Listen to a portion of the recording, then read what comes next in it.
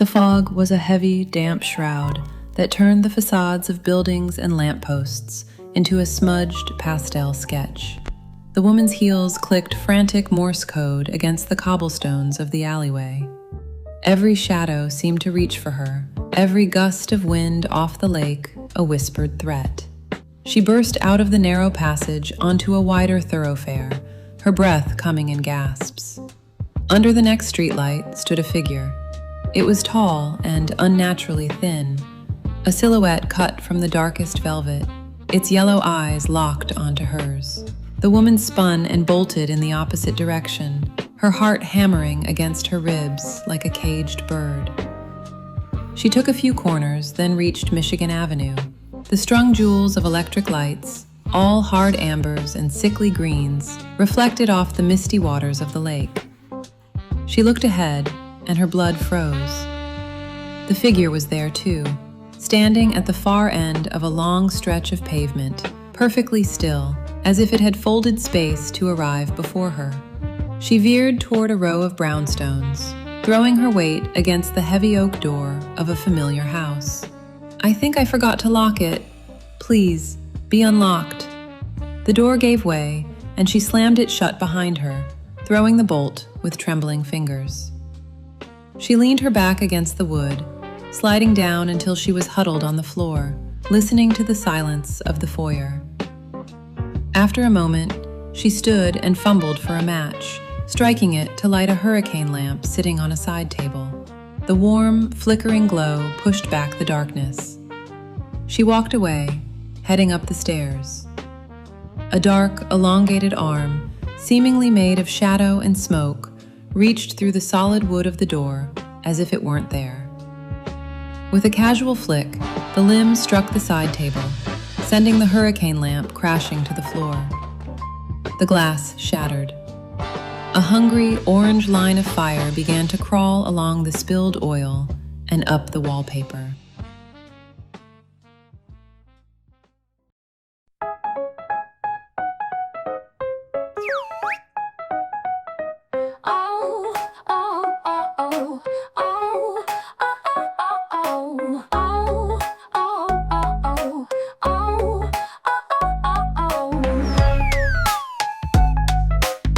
Hi everyone, welcome to Virtual Muse, the MST3K of RPGs, where I sit alone in space playing games with a robot.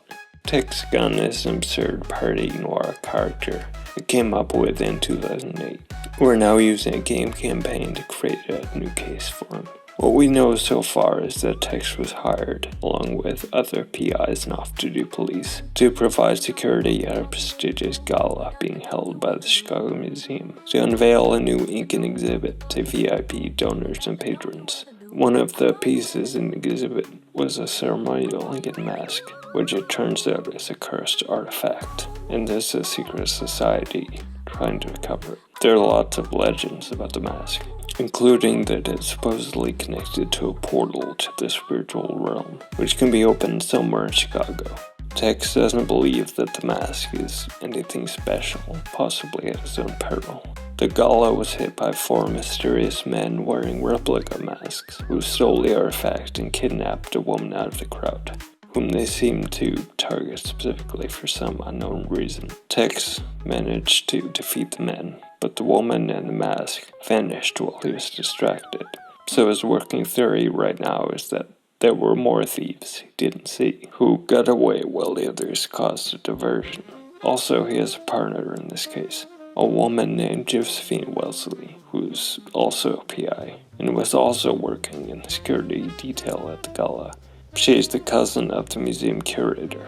She has a personal investigation going, trying to find a missing family member who is an archaeologist and disappeared without a trace after an unexplained fire in a building on Michigan Avenue beside the lake. Jill believes there's a connection between her own investigation and the missing mask, but it isn't apparent yet what that might be. I'm running this campaign using a mix of a solo RPG tool I wrote recently called a D6 Saga Engine and the pulp action adventure system Daring and Dangerous by Chad Reese, aka Midjammer. I imagine the police became involved immediately after the incident at the gala, because shots were fired and someone was kidnapped. There's no way they wouldn't have started their own official investigation. Plus, police detectives having an adversarial relationship with the PI is a staple of classic noir, so that has to develop eventually. The police would have come to check out the aftermath in the ballroom, and Tex and Joe would have been worked on by paramedics before they were released. Of course, it turns out they don't have any serious injuries, and they were easily patched up, because that's how it would be in a noir. Now I say a few possible ways the new session could start, but maybe the police didn't let them go so easily, and something needs to be resolved about that before moving on. Let's make that an oracle question before deciding what they do next. First, did the police simply let them go after talking to them? Yes. They probably make a point of telling Tex not to leave town in case they have more questions for him later, but they don't have anything to hold him on. They don't let him go, but they have to, and he knows that. He's very aware that they'd like to find an excuse to detain him, and he gets away as quickly as he can and drags Joe along. So we're dealing with a mysterious masked gang, a cursed artifact, and a kidnapping, plus a side investigation involving a missing archaeologist. What's our next move? I imagine Tex wants to follow his line of thinking that the masked gang had hidden accomplices and find out where they sneaked out the ballroom during the commotion. Maybe they left some kind of clue about where they went. Tex should interview the remaining staff members to see if anyone noticed anything suspicious. Maybe someone saw the accomplices slipping out. That's a good point. There were other people in the ballroom, and it's likely someone saw something. But imagine the police don't want Tex getting in the way of their official investigation. He needs to be more subtle than that. Tex and Joe could blend in with the crowd. They might overhear some useful gossip or piece together bits of information from different conversations. Smart. So rather than ask questions themselves and attract attention, they opt to stay out of direct sight and listen to ongoing conversations. Does anybody say anything which sounds important? We also need to roll for the story touchstone, which will define the scene. I'll do that now. Weirdness. The engine rulebook says, weirdness comprises the unique and quirky touches which don't fit into any of the other categories. So the weirdness is the special essence or vibe of this story that makes it distinct from others. We have to think about what that is for Tex Gunn and develop it more in the scene. We'll figure that out as we go. Someone mentions seeing a figure in a black coat disappearing towards the East Wing stairwell during the chaos. And another guest talks about a strange noise coming from the direction of the exhibit hall before the lights flickered. Nothing concrete, but it's worth noting. The setting of the figure in the black coat sounds especially promising. Maybe that person left traces, which could show where they went. Does the witness mention anything about the hostage? Yeah, the witness says they couldn't tell if the figure was alone, but they're certain it wasn't holding on to the socialite, as if she was moving freely. Unfortunately, the witness lost sight of the black-coated figure when they turned the corner into the gallery. I think Tex and Joe hurry through the gallery towards the East Wing stairwell to get a look at any possible clues there before anyone else finds their way towards that spot. Good call. As they approach the stairwell, they notice an air vent is slightly ajar, and there's a faint smudge of dirt on the railing. Looks like someone might have climbed up or down in a hurry. I think the vent is pretty tight, almost small enough to require a squeeze. But both Tex and Joe should be able to fit in, albeit with a bit of wriggling. Tex and Joe use the railing as a stepping stone, just like it seems the fleeing suspect did, and crawl into the vent. Are there any indications in there of the person, or maybe people, who crawled this way before? Maybe a thread which was caught by a seam in the fence, or a visible smudge left by a sweaty hand, etc. Inside the vent, they find a few strands of fabric which look like they came from a dark wool jacket, and a faint scent of lavender perfume lingering in the air. Lavender perfume. The socialite may have gone this way too then. If the witness didn't see her being pulled, maybe that means she was going with the figure in the dark coat willingly. The vent crawl space leads them to a narrow maintenance corridor, and eventually to a grate that's been pushed aside, revealing a dimly lit alleyway outside the museum. It looks like the perfect exit route for the kidnappers. I imagine Tex climbs out first and stretches his back, happy to be out of that cramped vent as he looks around the dim alleyway. The alleyway seems deserted, except for a couple of trash cans and some crates stacked against the wall. A street lamp casts long shadows, making it difficult to see very far down the alley. Any sign of which direction the kidnappers might have headed? Tex listens intently for any sounds suggesting traffic or passers-by at either end of the alley, trying to orient himself and get a sense of direction after the twists and turns of the vents. To his right, Tex picks up the distant hum of a bus rumbling down the main road, probably about 2 blocks away. To his left, it's quieter, with only the occasional echo of footsteps from someone walking solo, but those sounds fade into the distance. It seems like the socialite and that person in that dark wool coat played it cool, strolling away into the night without creating a scene after they escaped from the museum. I think Tex is starting to suspect that the socialite wasn't actually a hostage at all. All of this was misdirection.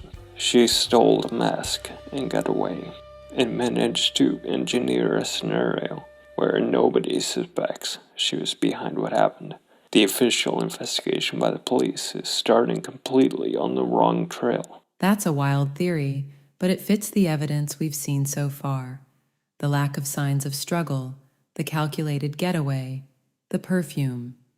It's like a twisted game of cat and mouse, and she's been playing us all along. Maybe the next step should be to find out more about the socialite herself.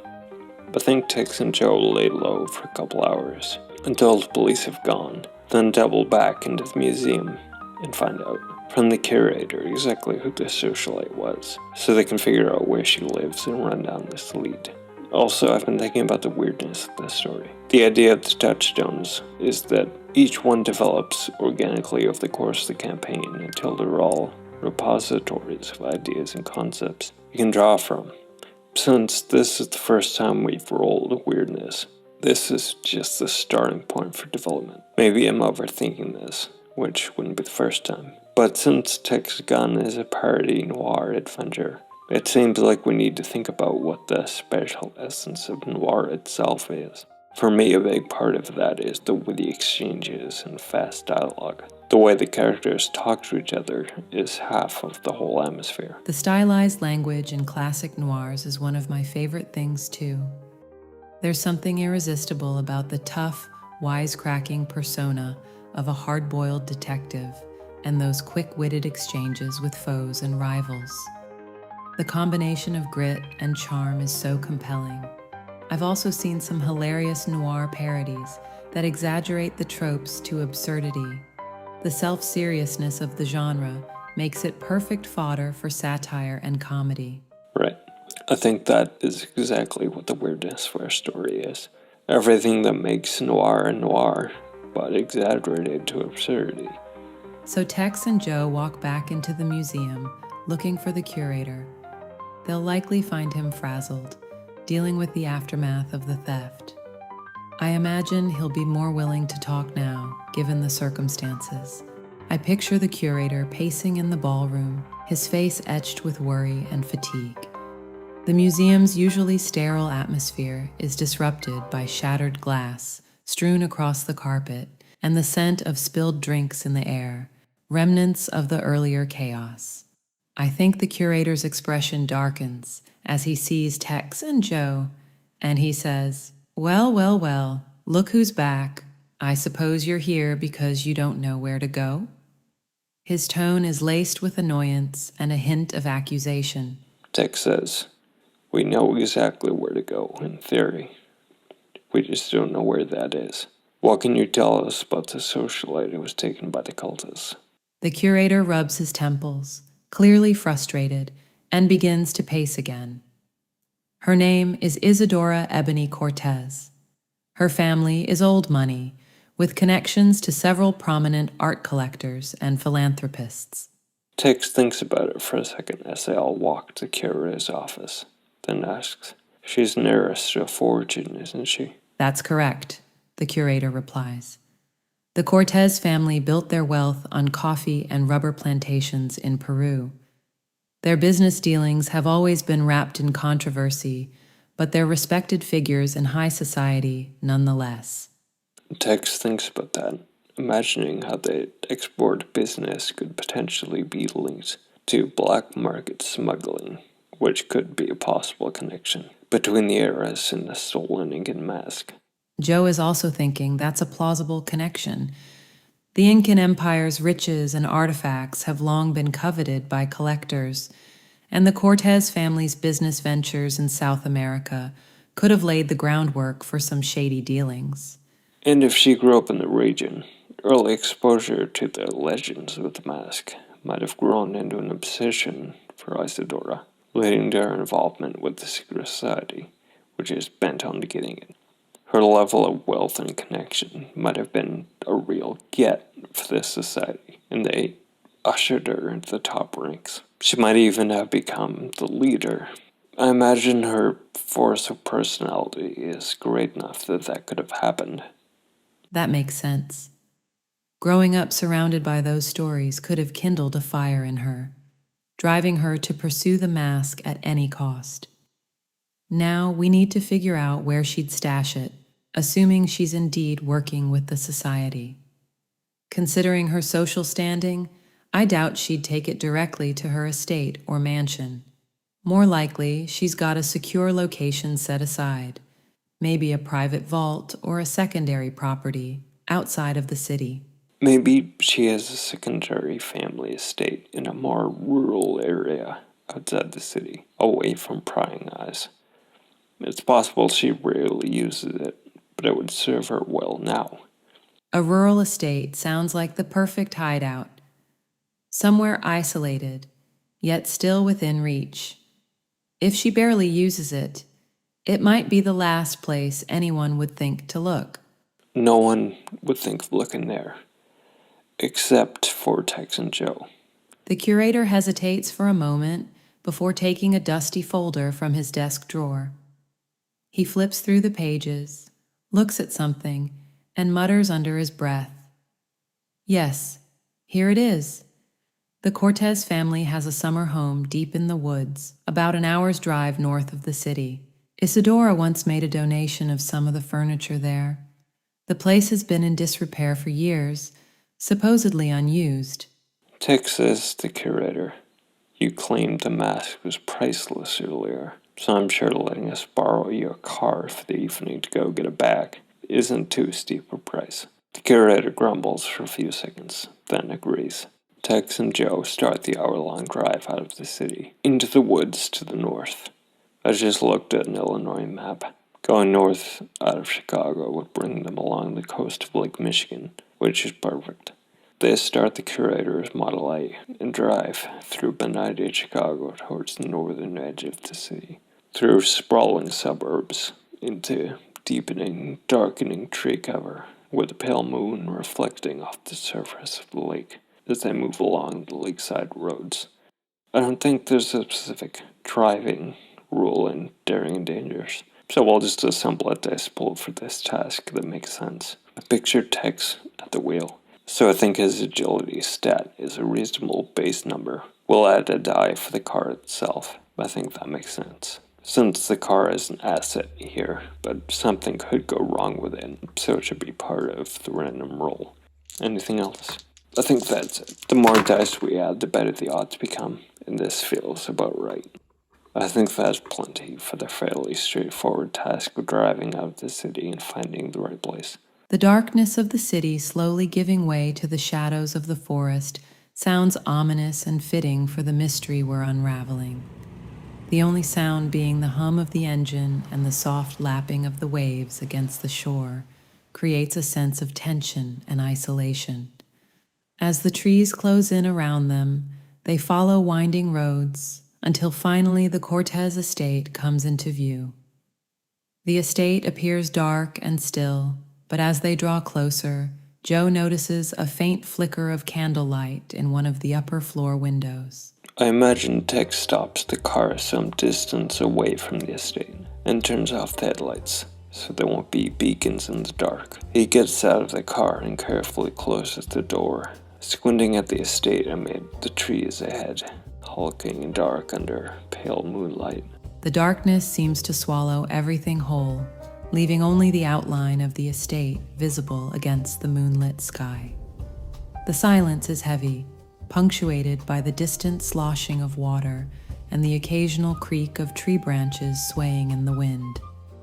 Tex pulls a handkerchief from his pocket and uses it to swaddle his flashlight before turning it on, and aims the soft, diffuse glow at their feet so they can avoid stepping on roots and branches as they walk at the side of the dirt road toward the estate. The muffled light casts eerie shadows on the ground, helping them navigate the uneven terrain. As they approach the estate, the silence remains unbroken, but Joe senses a feeling of being watched and wonders if they're alone on the grounds. I imagine Tex also senses that they might not be alone, and whispers for Joe to hold still before switching off his flashlight and listening intently for anyone else moving through the dense, tangled undergrowth. The sudden darkness seems to amplify every sound, and Joe strains her ears alongside Tex, waiting for any sign of movement or rustling in the underbrush that might betray the presence of someone or something lurking just out of sight. It's quiet, really quiet. But then Joe catches a twig snapping, faintly but definitely, somewhere deeper in the woods behind them. Tex and Joe whirl around to look and catch sight of two large yellow eyes, like the eyes of a cat reflecting a camera flash. It bobs to behind a dark tree and vanishes, leaving Tex and Joe to wonder what they just saw, or if they really saw anything. I imagine Tex makes the immediate assumption that it's a wild animal. What about Joe? Actually, what came to mind was the description of the yellow-eyed woman of the Andes legend, where the eyes are said to represent wisdom and protection. Those eyes might be more than just a stray critter, after all. Tex grins sardonically and says, "The yellow-eyed woman, eh? I hope she's feeling ladylike." Joe gives him an elbow jab and says, "The yellow-eyed woman is associated with guardianship and curses, often tied to artifacts like the stolen mask. If it's real, we might be walking into a trap set by the entity itself." This is all starting to remind me of the old Matthew Demon strips from the comic section of Weekly World News back in the 90s. I love that reference. We could definitely incorporate some of those themes and plot devices into our own narrative, maybe even bringing in some new characters or villains inspired by the Weekly World News universe.